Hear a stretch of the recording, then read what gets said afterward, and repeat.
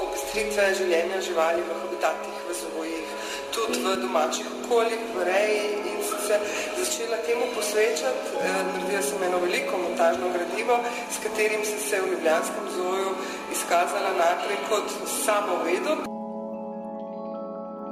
Ali se motivirali? Zdaj, pri nas obstaja en standard, da ima žival hrano, vodo, neko življenjsko okolje zamejeno in neko zdravstvo. Zdaj, živali motivirati obstaja kar 14 prijemov na zelo različne načine, ni težko, ne?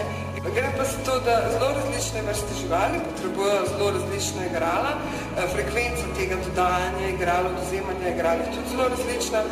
Vsako žival posebej ustvarja določen načrt, s katerim se pač to žival zaintrigira, da je to vse skupaj malo usmerja, da ne žiti toliko, da nima stereotipnih vedenj, da ne bo to z glavo vzeti, da ne žre prehiter, da ima v bistvu veselje do življenja, kot ga pravi imeli.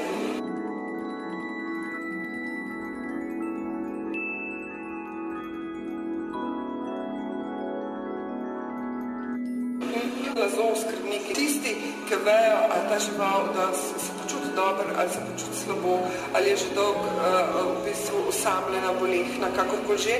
Z tega teoretičnega stališča je ljubljanski zoo naredil ogromen korak pred letom, recimo 2004, ker to zelo privablja obiskovalce.